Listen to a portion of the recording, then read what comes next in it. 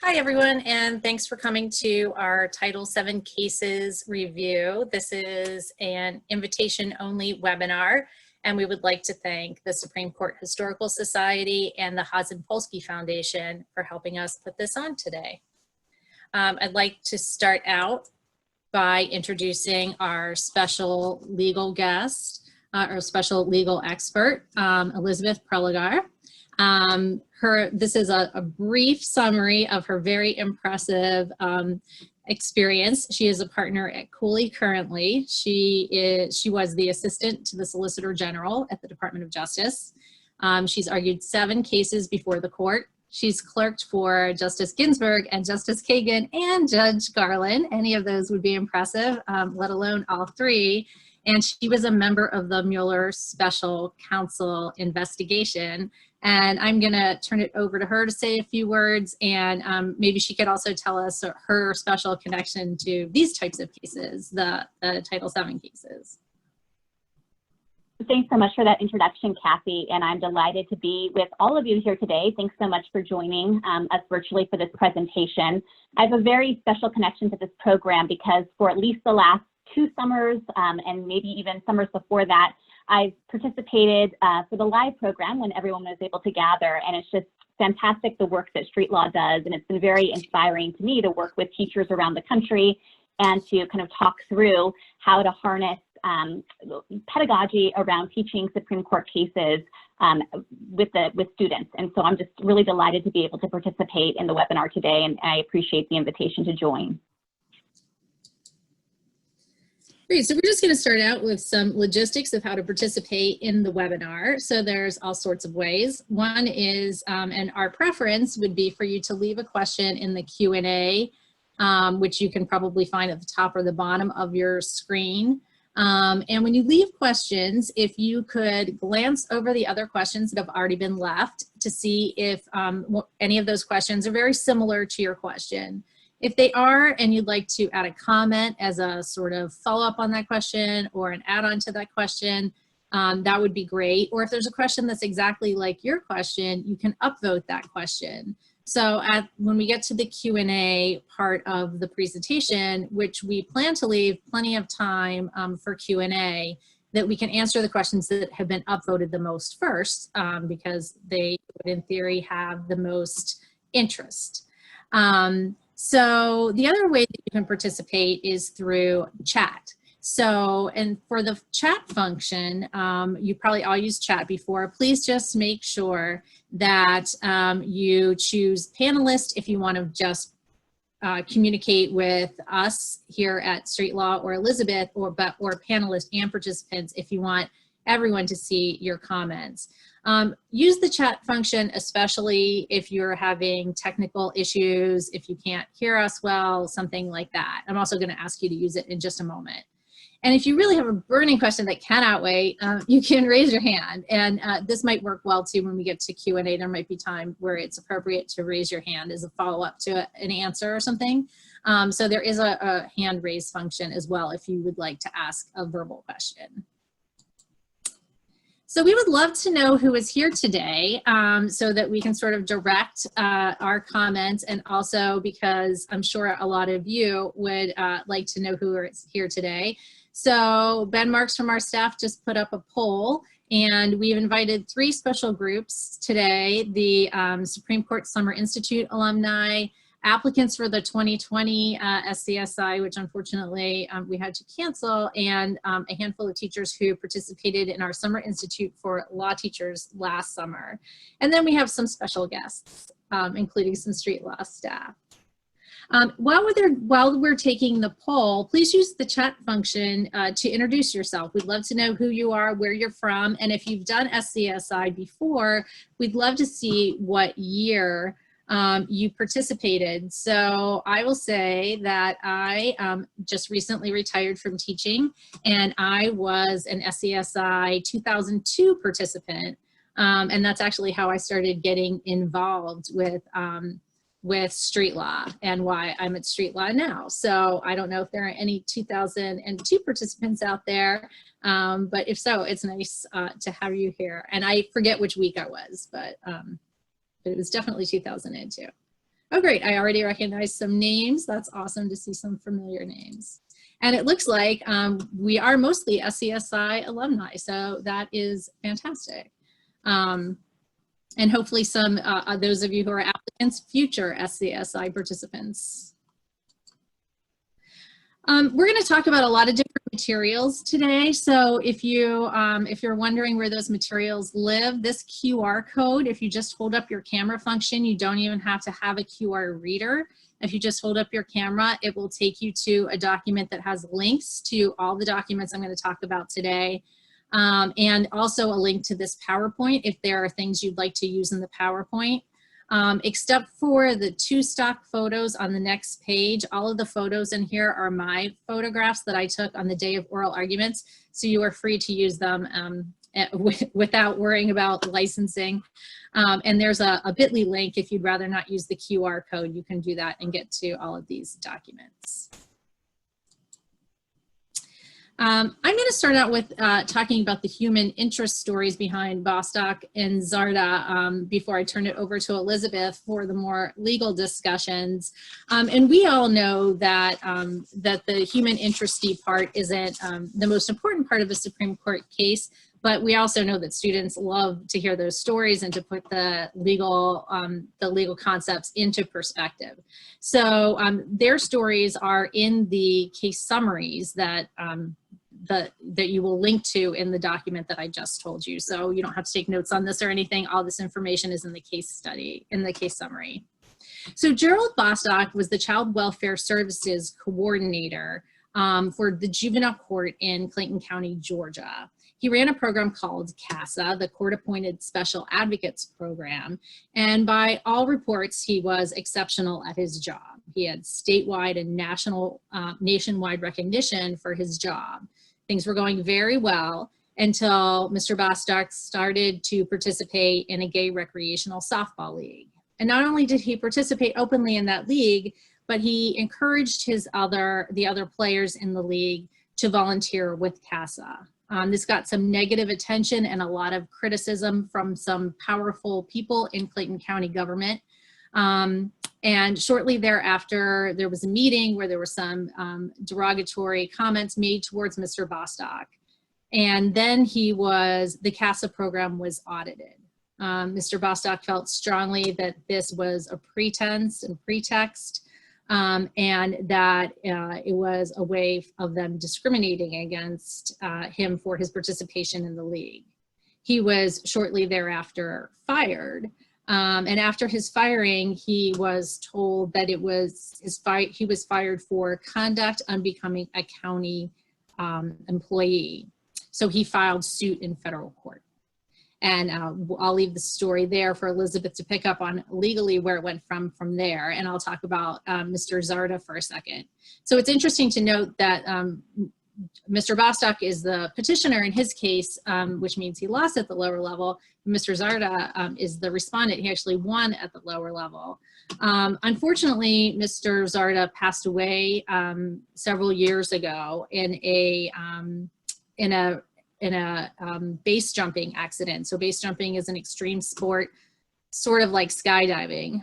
You can tell from that picture that he was a skydiver. His job was working for Altitude Express as a skydiving instructor. And in his capacity as a skydiving instructor, he would often do tandem jumps with customers. And so in those tandem jumps, he would be tethered very tightly to the customers. And so sometimes he would tell female customers that he was gay in an effort to make them feel less uncomfortable being so close in physical contact with him. A couple days after one specific jump with a female customer, the couple filed a complaint about him, and they said that he touched the female inappropriately. In the course of filing that complaint, they mentioned the fact that he told them he was gay before the jump. And so shortly thereafter, Mr. Zarda was fired from his job. And when he went to file for unemployment compensation benefits, New York Department of Labor told him that he had been fired for sharing inappropriate information with a customer regarding his personal life, not for the alleged inappropriate touching. Mr. Zarda felt that Altitude Express wanted their employees to have a macho persona, which and he was being penalized for not having that. So he filed a suit against his employer saying that they violated Title VII as well. So that's where I'll leave these stories, and I will turn it over to Elizabeth to talk about maybe why the Supreme Court, how these cases got to the court, and perhaps why the court granted cert in these cases. So as Kathy had mentioned, these were actually two separate cases that ultimately were consolidated at the point that they got to the Supreme Court. But originally they started off in separate lower courts. And, you know, like most lawsuits, what happened is each of these individuals was subject to an adverse employment action and ended up suing under Title VII, which was the relevant statutory provision of the Civil Rights Act that they claimed had been violated in their individual cases. And in each instance, they said that they had been subject to unlawful discrimination in violation of Title VII.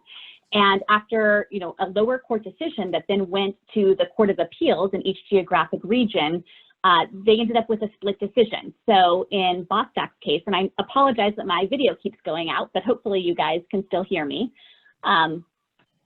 Just turn this back on here.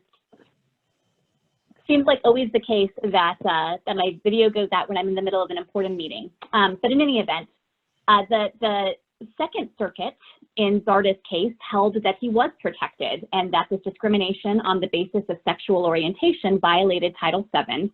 But the 11th Circuit in Bostock's case reached the opposite conclusion. And this is actually an important point when teeing up issues like this for students.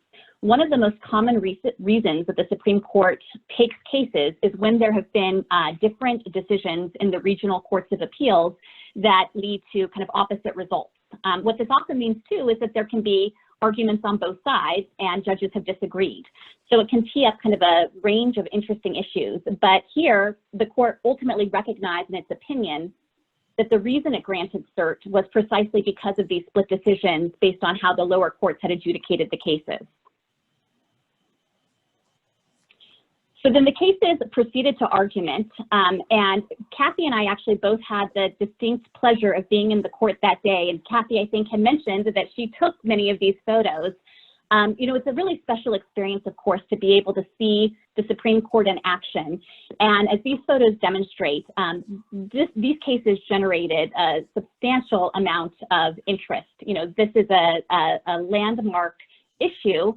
And it's kind of was perceived as one of the next vanguard of adjudicating these, the particular question of this aspect of the civil rights movement. So this is a reflection, I think, Kathy, right, of what you saw outside the court that day? Yeah, afterwards, it was funny, you know, you have to get there very early and get in lines, even inside the court when you have reservations. And there wasn't that much happening when I went into the court that morning because I was very early, but when I came out, this was the scene outside the courthouse. And that, of course, is Mr. Bostock, as he was doing like a press conference right after the oral arguments let out. So, yeah. Okay. And so there's an interesting organization to how, and that doesn't go the way it usually does, the way we usually teach it to our students, where the petitioner gets 30 minutes, the respondent gets 30 minutes, that's how it goes. So Elizabeth will explain to us why it was very different in these cases. Exactly. So as you can see, kind of from the outset, the cases were consolidated. And so although there were two separate individuals who had maintained these claims, they were jointly represented for purposes of the Supreme Court argument. And so too, on the other side, the cases had been consolidated. And so both Clayton County and Altitude Express presented a joint argument. And then finally, the federal government, via the Solicitor General, who handles all of the United States Supreme Court litigation, was also a participant in the case and argued in this instance on the side of the employers to make the argument that Title VII did not protect against discrimination on the basis of sexual orientation. And it was an interesting lineup because although in one instance the employee who had been discriminated against was the petitioner, and in the other it was the respondent, as you can see, that didn't dictate the order of operations for purposes of maintaining the arguments in the case. Good. And Elizabeth, can you tell us when the Solicitor General participates in oral arguments, and if they can just sort of say, this is one I want to participate in, and the sides have to allow them, or if they have to request to be a participant in oral arguments, and just a little bit more about how that works since you were in the Solicitor General's office. Sure thing. So the United States is a repeat player in the Supreme Court, and frequently that's because the United States is actually a party. In any federal criminal case, for example, the United States is actually a party. Obviously, in any litigation that involves suing an agency or any situation where the federal government itself is on one side of the V, then the federal government is a party in the case and has a right to participate. But something that's unique is that the federal government also frequently participates in cases as an amicus. And the process that's considered is the question is basically in every case, does the United States have an interest in this case and a unique perspective to offer to the court? So for example, in these cases, here there were kind of obvious federal interests. The United States has an interest in the interpretation of federal statutes. As well, the Attorney General enforces Title VII with respect to public employment, and the EEOC enforces Title VII with respect to private employers. And then finally, the United States itself is an employer that's subject to Title VII. So for all of these reasons, the United States had an interest in this case and participated in the case as an amicus. Great, thank you. So there are lots of interesting things about these oral arguments, and you can listen to the oral arguments, and they're fascinating. But we thought we'd just pull out a couple things from each argument to talk about. So Elizabeth suggested this, this hypothetical, maybe you would call it, from Justice Alito, and why it's important to this case. Exactly. So, of course, the central question at issue in this case is whether Title VII, which prohibits discrimination because of sex, applies to someone who's discriminated against because of their sexual orientation. And, you know, Supreme Court arguments are so interesting on so many levels, but the hypothetical question is, I think, one of the most interesting aspects of many Supreme Court arguments. And in this case, Justice Alito posed this question that was meant to point up that sexual orientation must be something different than sex, precisely because, as Alito says, and you can read on your screens, imagine an employer who has you check a box where you disclose your sexual orientation, and the employer makes the decision whether or not to hire you on that basis. The employer might not know whether you're a man or a woman, and therefore, Justice Alito is trying to make the point that how could this be discrimination on the basis of sex? And like many hypotheticals, this one actually yielded a number of pages in the opinions themselves. Justice Gorsuch takes this hypothetical on directly. Justice Alito's dissent spends quite a lot of time on it. And so I think from the standpoint, again, of teaching about this case, it's kind of interesting to think through the ways that the justices themselves at oral argument can probe the limits of a party's legal position and can try to sort out what the right answer would be, often by posing hypotheticals that often don't seem to have much basis in reality. Of course, here we know that there wasn't a form that the employees in these particular cases filled out. Rather, they had both been longtime employees of their companies, and it was known that they were men. But it's, I think, a very interesting point about how hypotheticals can be used to test the limits of various legal arguments. And we're gonna sort of keep you hanging right there while we talk about Aimee Stevens' case, because we won't leave you hanging for, 8 months like the Supreme Court left us hanging, but just for a few minutes. And we're going to talk about Aimee Stevens' case. So Aimee Stevens worked for RG and GR Harris Funeral Homes for 6 years. And at the funeral home, they had a sex-specific dress code, where men had to wear suits and women had to wear skirts or dresses. And as a side note, the Supreme Court has heard arguments about this, and that is not a violation of Title VII. It's okay to have sex-specific dress codes, so that wasn't an issue here. So Aimee Stevens, for most of that time that she worked at the funeral home as a funeral director, presented as male. So she wore a suit to work and presented as male. In 2003, before she planned on taking 2 weeks off, she informed her employer that when she returned that she would be presenting as a woman and dressing in the appropriate business attire for a woman, and the dress code for the funeral home, which was a skirt or a dress. And so when she came back, her employer told her that she instructed her that she had to dress in the male appropriate dress code and wear a suit. When she didn't, she was fired despite her satisfactory job performance. And when she asked why she was being fired, her boss told her it was because she was no longer going to present as a man. And so based on that, that comment, she filed a claim with the EEOC against Harris Funeral Homes. You probably heard in the news that Aimee Stevens is recently deceased. So these were pictures of her at oral arguments. So there was also an interesting organization of oral arguments for this funeral home case, and this actually hinges on the changing argument of the EEOC. So Elizabeth's going to tell us how the EEOC had a position changed and evolved during this case. And this is a really interesting aspect of the procedural history for Aimee Stevens' case in particular, because when Aimee first filed her claim with the EEOC agreed with her and decided, made it the position of the United States that discrimination on the basis of transgender status is sex discrimination.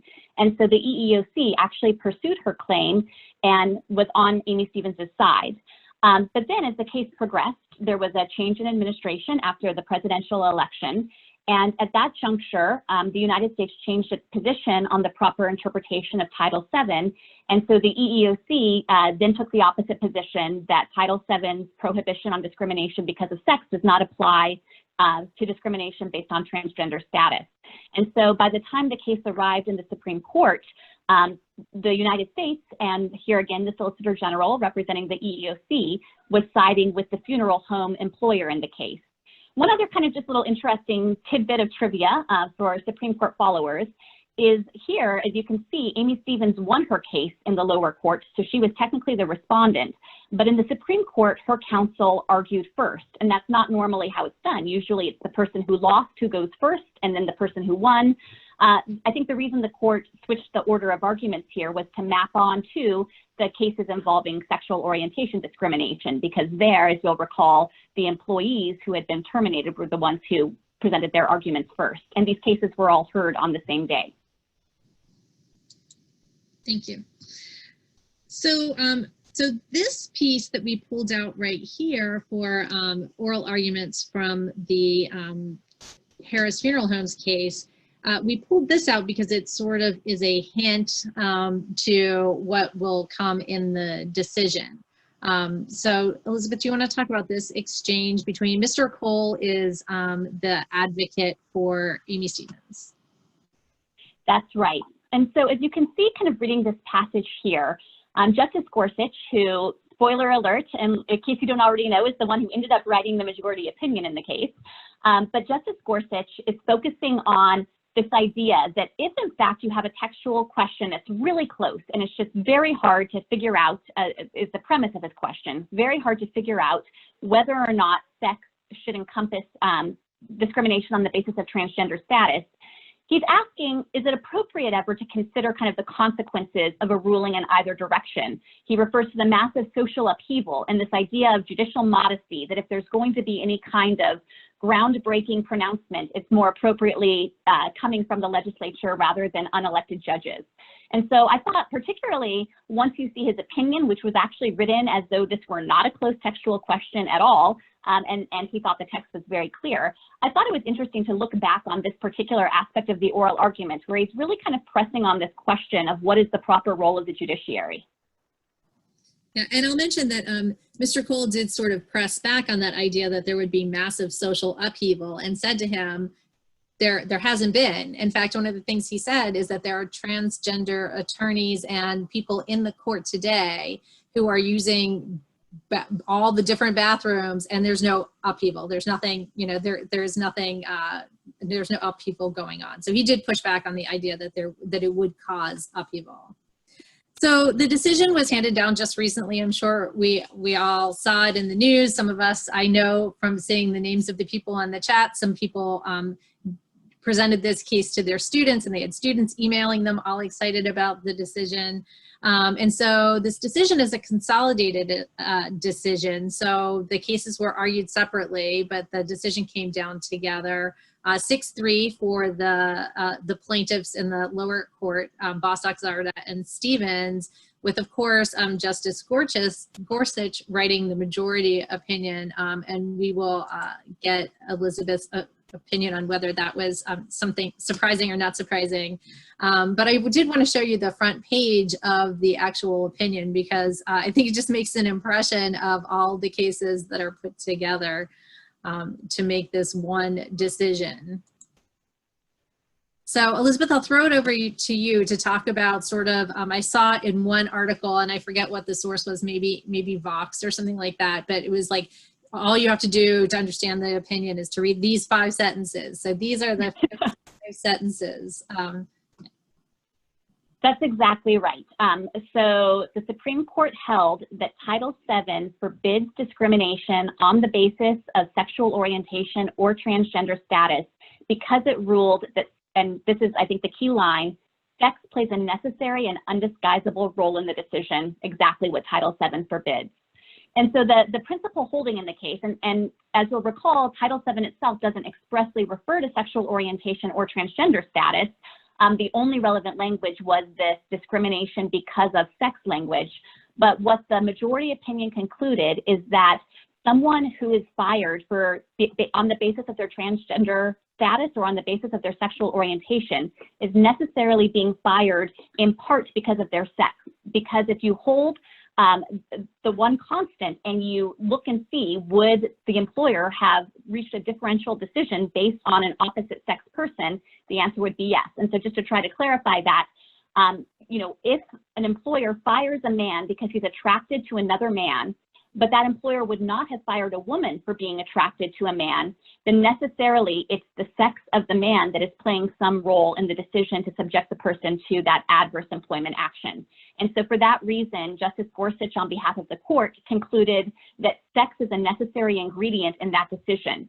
And that although there might be other factors like sexual orientation that were also motivating the decision and equally contributed to it, it doesn't eliminate the fact that sex is very necessarily part of the decision that prompted the employer to take that action. So there was a lot of talk around this case, and as we mentioned, that exchange with Justice Gorsuch in the oral arguments for Harris Funeral Homes v. Stevens started to talk about the text of the law itself, of Title VII itself. So textualism comes up a lot, and this is a quote from Justice Gorsuch where he says, "Only the written word is law." So I thought you might want to comment on how he breaks things down. I'm going to put up Title VII, what textualism in regards to Title VII might mean. Absolutely. So this was a statutory interpretation case. Title VII, of course, is a federal statute. And it's the practice of the court, anytime it's confronting one of these questions about how you should properly interpret a statute, to start with the text. That's just kind of black letter canon of statutory interpretation, that you always begin with the text and you parse the language to determine its meaning. And as the prior quote kind of indicated, in this opinion, Justice Gorsuch made very clear that he thought the text was unambiguous and that it undoubtedly protected people on the basis of sexual orientation and transgender status because of that inherent connection between discrimination on these bases and the sex discrimination that's a part of it.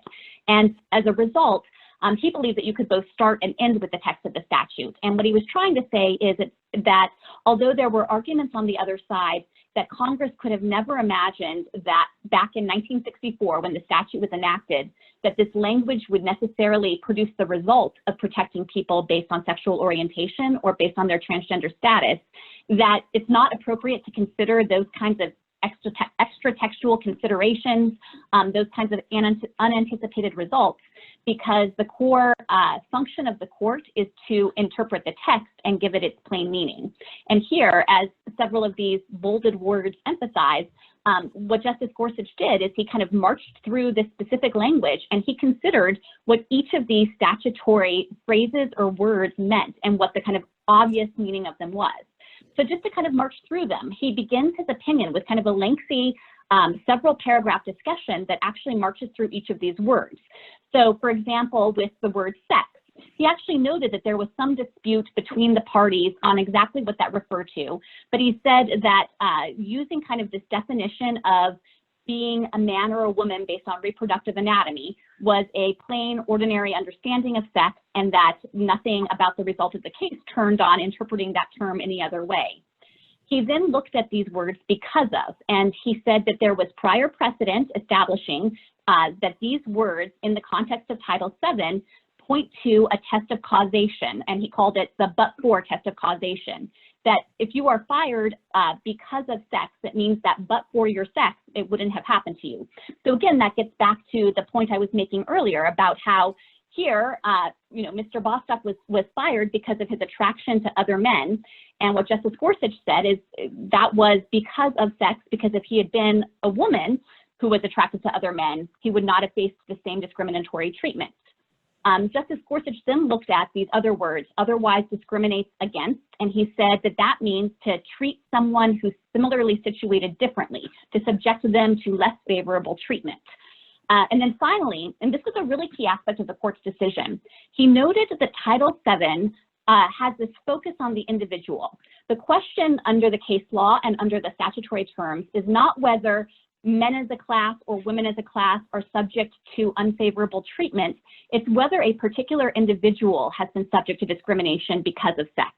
And for that reason, it wouldn't matter that these employers might have equally fired a woman because of her attraction to other women, or might have equally fired a transgender individual who was a man who was transgender rather than a woman who was transgender. The point is that if a particular individual has been subject to this kind of discrimination because of sex, that suffices under Title VII. Great. Yeah, and so the first several, after that magic 5 sentences, the first several pages are him taking the words and looking at the ordinary public meaning of those words. So if you're interested in reading the opinions, you can walk through exactly what Elizabeth just told us very nicely and neatly and concisely and a little bit longer terms. The other phrase that came up over and over in the opinion was, you can't hide an elephant in a mouse hole. And so how Justice Gorsuch left it at the end was, this elephant has never hidden in a mouse hole. It has been standing before us all along. So I'm hoping that Elizabeth can explain the whole concept of the elephant in the mouse hole and what Gorsuch meant by that sentence. And this obviously is a very colorful part of the opinion and a very memorable part of the opinion. I think it's in thinking again about introducing this case to students or from a teaching perspective, I think this is actually a really wonderful way to illustrate various principles of statutory interpretation. So the phrase, you can't hide an elephant in a mouse hole, is often used in cases to suggest that when there's, kind of a massive, an interpretation that would be really groundbreaking or unexpected, that Congress, doesn't normally do that through some kind of obscure or hard to figure out way. That if Congress means to do something, revolutionary, it does it directly, and it doesn't try to hide that elephant in a mouse hole such that judges later on have to kind of piece it out and figure it out based on clues that are not obvious. And that argument had been made in these Title VII cases, that it would really be something huge if Congress had meant to protect employees on the basis of their sexual orientation or their transgender status. And so the argument was made, because Congress didn't expressly refer to those particular protected traits and instead used the term sex, it would be hiding an elephant in a mouse hole to draw out from that this idea that there's this kind of protection. And what Justice Gorsuch said in response was that he acknowledged it was an elephant. He acknowledged that it was a huge advance in civil rights, basically, to recognize this protection for employees on these bases. But he said that it hadn't been hiding at all, that Title VII itself was kind of revolutionary legislation, a landmark civil rights bill, that it has use the sweeping language, and the language again, because of, which is a test of but-for causation. It doesn't require that it be the sole factor or the primary factor. It just has to be one of the causal factors. The fact that it's focused on the individual rather than on kind of class-wide discrimination, it had kind of a massive sweep. And because of that, Title VII itself was out there in front and had kind of been given its plain meaning and this broad sweep in case after case, often in ways that might have produced results that surprised the employers who found out they couldn't do these things, whether that, you know, involves a prohibition on sexual harassment of male employees, whether it involves a prohibition on discrimination against women because they are mothers, that although people might not have anticipated that Title VII would provide those protections, it has, and equally so, this protection, which followed from its plain text, wasn't hiding anywhere. Thank you. Another thing that came up often in the opinions was the precedent of Waterhouse v. Hopkins. So you mentioned some other cases just now, cases about motherhood and cases about same-sex sexual harassment in the on-call case. But Waterhouse, I think, wins as the controlling precedent in this case. So if we're going to teach this case to our students, we'd have to explain the precedent. So maybe you could walk us through Waterhouse quickly so we can see how it applies in these cases. Absolutely. So in Waterhouse, Ann Hopkins, who's pictured there, suffered adverse employment action, and she claimed it was because she wasn't conforming to sex stereotypes that her employer expected of women, that she, you know, wasn't acting effeminate, that maybe she would swear, that she was acting in ways that didn't conform to kind of the conception of how a woman should act. And the Supreme Court held that that is a form of sex discrimination, that applying those kinds of sex stereotypes and expecting women to act in a certain way and taking action against them when they don't do so is a form of sexual discrimination, and that remains the same even if the employer generally again has policies that favor women or has no kind of record of discriminating against women as a class. That again, trying to impose sex stereotypes on individual women suffices to violate Title VII. So I think that this sounds a bunch of the themes that Justice Gorsuch then followed up with in his majority opinion, where he noted again the focus on the individual and the idea that that if you treat a woman differently because she expresses traits that you would not penalize in a man, then you have necessarily discriminated on the basis of her sex. Great summary, thank you. Lastly, we thought we should touch on the dissenting opinions, which we won't go into too much depth. We could, because Justice Alito's dissenting opinion, I think, was nearly 100 pages long. So we'll just ask Elizabeth to sort of do a general flyover of the dissenting opinions. Absolutely, yes. So it would take far too long to go into it in any detail, but it actually touches on some of the themes from the other perspective, contrary to Justice Gorsuch's opinion that we've just been discussing. And so, you know, kind of one of Justice Alito's points is that sex would not have been understood to encompass sexual orientation and gender identity.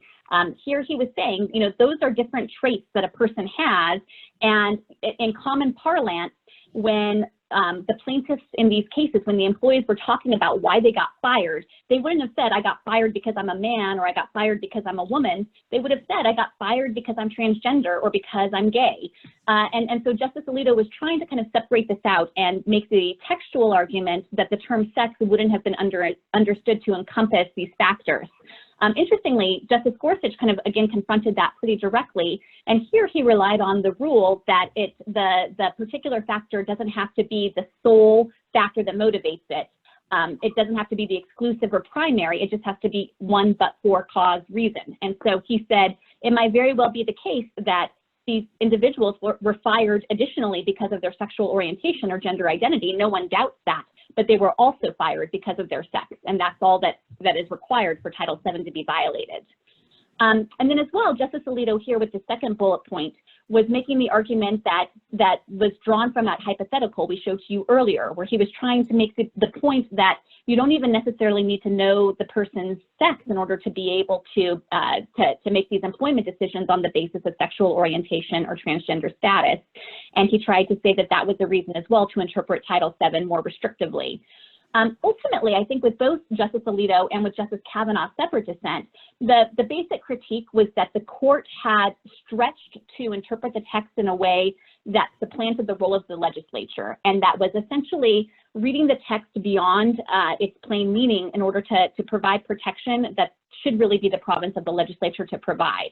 So that was the core critique from the dissenting opinions.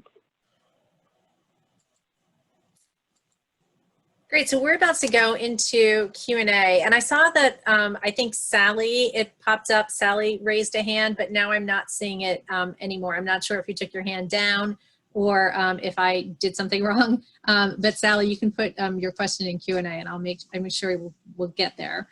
So we're gonna take questions now. I know there are already several in Q&A, and we had one sent in advance, so we're gonna tackle that one first. But again, that's how to participate. I don't need to go over it with you again, but just as a quick reminder. So please do drop your questions in Q&A while Elizabeth answers the question that was submitted in advance, which is, if the IRA were passed and the level of scrutiny for gender was raised from intermediate to strict, would this include LGBTQ discrimination cases?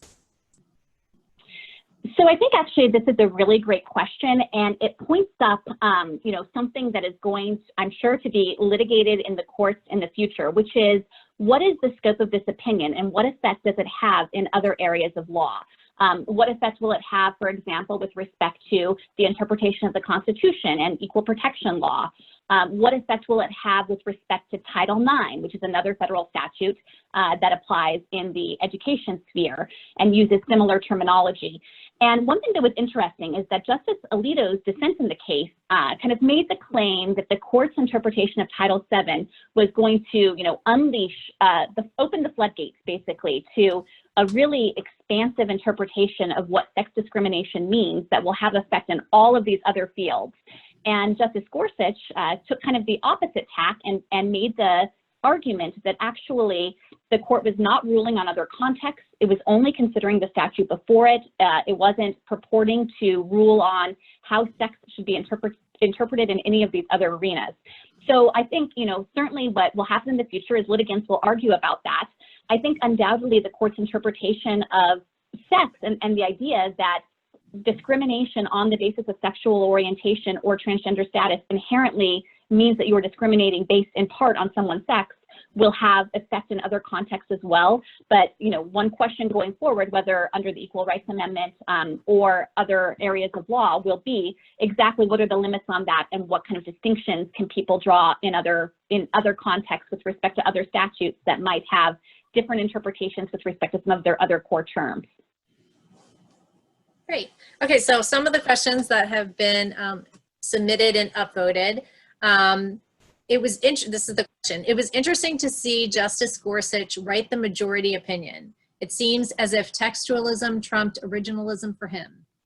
How big of a difference is there between statutory interpretation and constitutional interpretation when it comes to constructing meaning?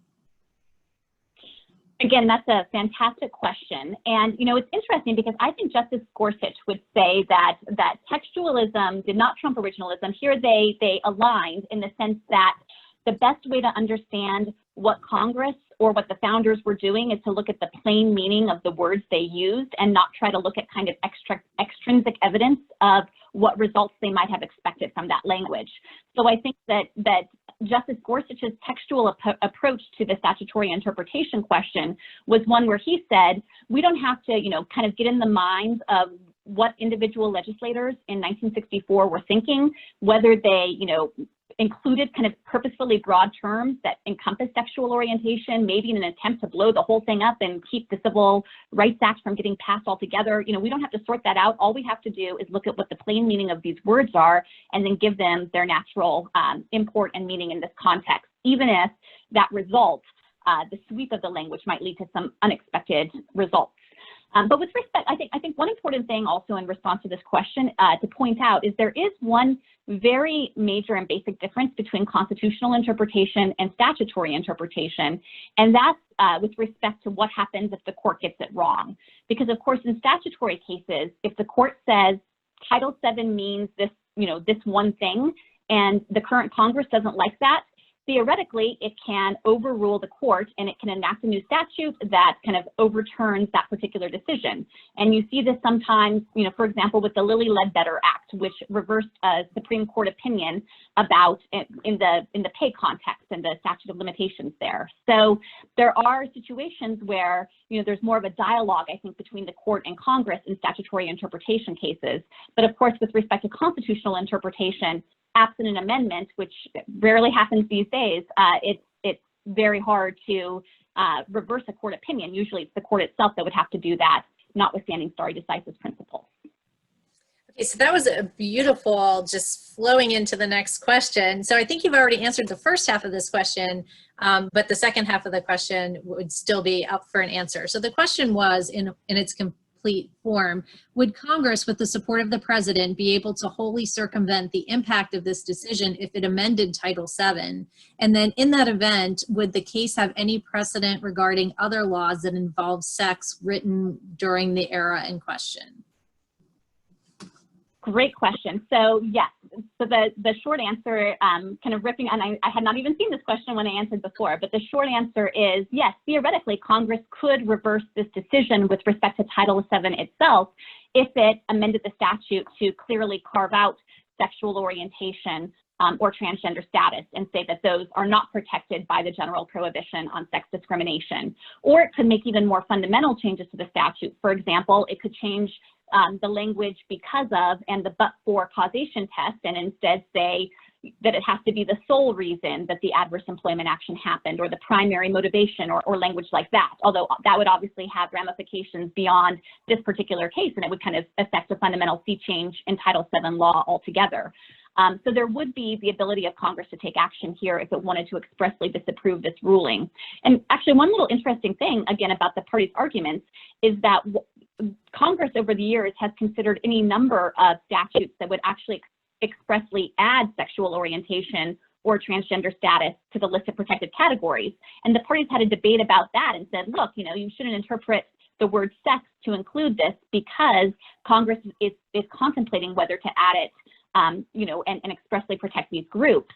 And ultimately, there's a pretty strong canon, again, of how to interpret statutes, that it's hazardous to put too much emphasis on what Congress hasn't done. So the fact that these proposals had been debated in Congress and hadn't passed wasn't a reason for the court to hold that Title VII as written necessarily excludes these categories.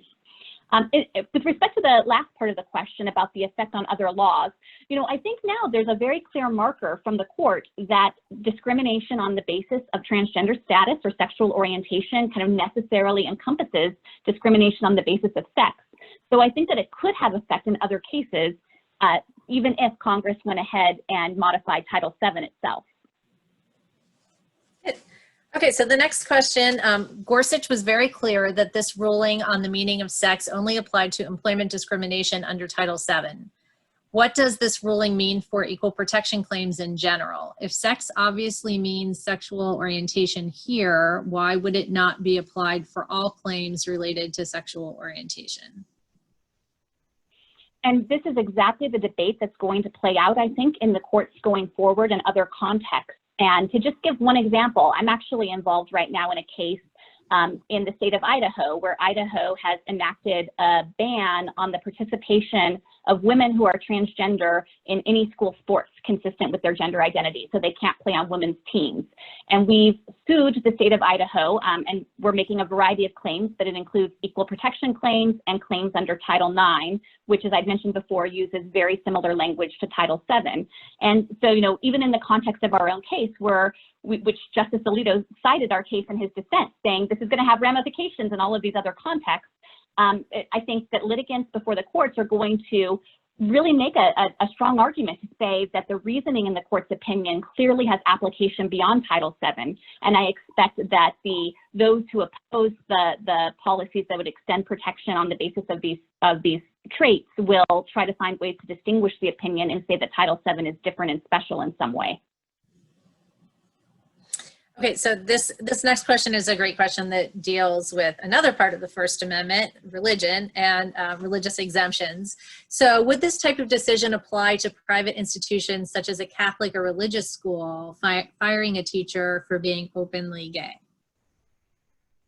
So this is another place where there was a robust debate between the parties that kind of made the point that Congress in Title VII already has taken steps to try to make sure that there's appropriate protection for those who are acting in accordance with their religious beliefs. And the court itself has also embraced certain doctrines. I think the most notable one is the so-called ministerial exception, which the court has recognized as a basis to exempt religious employers in certain circumstances from having to comply with Title VII if it would violate their religious beliefs or apply to certain employees who are considered to be ministers under the test the court has adopted. And one of the pending cases in the court right now involves kind of the limits of that doctrine and the meaning of that doctrine. So, you know, I think what Justice Gorsuch did in his opinion is he expressly noted these concerns about religion and religious exemptions, and he made clear that those were live questions that would be open for consideration in future cases, that the court very much respects religious liberty and sincerely held religious beliefs. And I think he signaled that it will be appropriate to take that into account. So I can't provide a definitive answer on how a court would come out. Justice Gorsuch and the majority expressly reserved judgment on that, but he did acknowledge that he thinks there are serious considerations in play here to accommodate sincerely held religious beliefs with some of the dictates of civil rights legislation. Okay, next question. Could this case be now tied to an appeal of the district decision in the Title IX transgender athlete case in Connecticut? So I'm not sure if you're familiar with that case, but if not, in general, transgender athlete cases. Yes, so because of my own work on the Idaho case, I am familiar with the Connecticut case. And yes, I expect, you know, in these cases, there are Title IX claims. And one of the arguments that was recently being made in the Connecticut case is that it would actually violate Title IX to permit women who are transgender to compete on women's teams because of an assertion that it would deny opportunities to women who are not transgender. And I think that, that this decision cuts forcefully against that argument by making clear that transgender status itself is a kind of a protected component and that that can constitute sex discrimination and itself be protected under Title IX. So I think that it will have an effect on the case. But again, this is one where this is just the beginning, and I expect the courts to confront a number of these claims that are kind of testing the various other areas in which Justice Gorsuch's majority opinion will have application. Okay, so the next case is, or the next question is a question about the EEOC. Does the EEOC lack credibility in if its stance changes with a change in administration? Is this a reason that the court took the case so that guidance must be predictable in ordering one's life? So I guess this question focuses on the change of stance in the EEOC and during the evolution of this case. That's right, and that's, you know, it's interesting because the United States does sometimes change its position, and particularly in areas where different administrations, different political parties have different priorities, it's not uncommon. But it's of course always a question for the Solicitor General's office, whether a case rises to the level where it's worth changing position. And there's this joke in my office that anytime, you know, we're changing position, we'll drop a footnote in a brief, and we always acknowledge it because of course the court will be aware of it and you want to confront it directly. We always drop a footnote in our brief that says the United States previously argued X, the opposite of what we're saying here, but upon further reflection, we now think Y. And so, you know, it's a bit of a joke that the further reflection usually means there was an election and a new president, and that was, you know, what it took to reflect further. But I think there is a question about credibility if it happens too often or in cases where it's less clear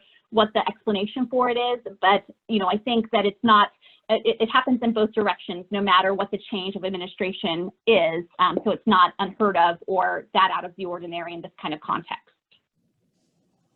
Yeah, anecdotally, I'll say that when I was waiting in line to be seated at the court that day, people all around me in line who had reservations were past and present employees of the EEOC who felt very invested in this case and were there to see how it came out, not necessarily still on the side of they weren't rooting for the EEOC.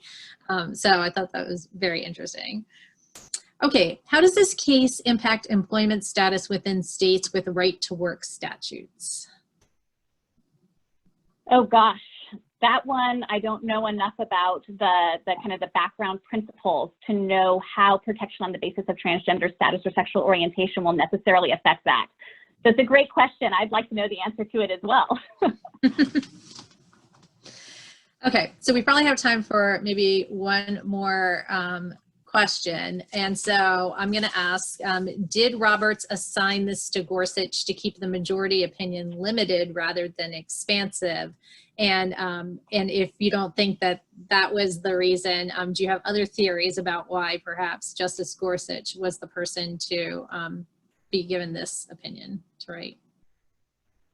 So, so as this question reveals, and as many of you probably know, the Chief Justice gets to assign all of the opinions in which he is in the majority. And so anytime he's in the majority in a case, he gets to choose which justice writes the opinion. He himself often writes very big and high profile opinions. Here, he obviously assigned it to Justice Gorsuch. And so, you know, there are various reasons he might assign a case to a particular justice. Sometimes he might do it because although a number of justices might be in the majority, they might have slightly different takes on the case, and perhaps he's assigning it to the one he thinks is most aligned with his, you know, kind of particular view of how the case should come out. And so it'll be written to kind of best match his perspective on that.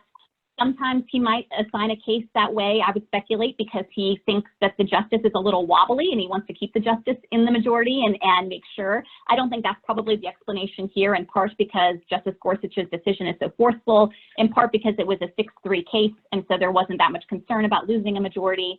But that sometimes might explain an assignment decision. But I think, you know, as well, kind of keeping it narrower might have well been a concern. You know, he might have just been most comfortable with the particular stance that he expected Justice Gorsuch to take in the case. Yeah, I just realized there was sort of a companion question to that question, which I think you've pretty much already addressed, but the question was, what is the relevance of Justice Gorsuch writing the majority when Justice Ginsburg has had more of a hand in cases dealing with on the basis of sex? So maybe specifically address why he maybe would have a motivation not to hand it to Justice Ginsburg.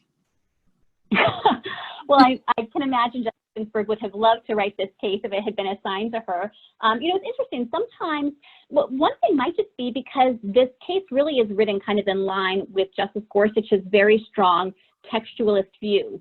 And so I think, again, it kind of tees up this interesting issue where this was one where, you know, to the extent that you might think that if you're just taking conservative and liberal approaches, that as a general matter, maybe conservatives are more wed to text and maybe liberals are more interested in looking kind of more broadly at statutory purpose or indications of legislative intent.